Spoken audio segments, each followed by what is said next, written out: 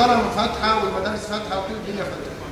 ليه ما بتتمش حركة نقل المدرسين بأثناء الأجازة الصيفية بحيث إن المدرسة تبدأ بداية صحيحة وهيئة التدريس موجودة؟ لأن الآن في مدارس نقص، في عجز فيها نقص سواء في المواد الدراسية أو في مواد الأنشطة.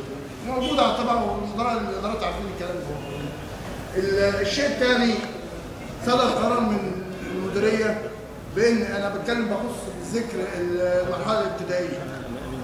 المرحلة الابتدائية فيها شقين من المعلمين، مؤهل عالي ودبلوم معلمين.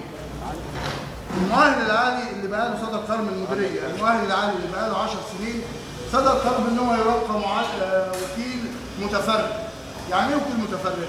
يعني وكيل مشرف ملوش علاقة بالتدريس، راجل بقى له 10 سنين خدمة، طاقة وإمكانيات، يستطيع أن يتعامل مع الكمبيوتر والأجهزة الحديثة. بقعده قاعد بس يشوف وقت خارج من الصف وقاعد داخل الصف فقط لا غير. مع العلم شعار الوزارة التميز والجودة. من أين يأتي التميز والجودة؟ أنت كنت أنت بتخمد طاقة وبتخمد طاقة وإمكانيات، يستطيع يتعامل مع الكمبيوتر، يستطيع يتعامل مع الأجهزة الحديثة والأدوات الحديثة. والجودة والتميز لا يأتي إلا من الأدوات الحديثة والأجهزة الحديثة. أنت بتشكل مدرس بقاله 50 سنة بيشتغل، الوكيل اللي حضرتك عملته ده كان مدرس عام. لا يستطيع أن يتعامل مع الكمبيوتر ولا يستطيع أن يتعامل مع أجهزة حديثة. فمن أين يأتي التميز والجودة؟ إذا هذا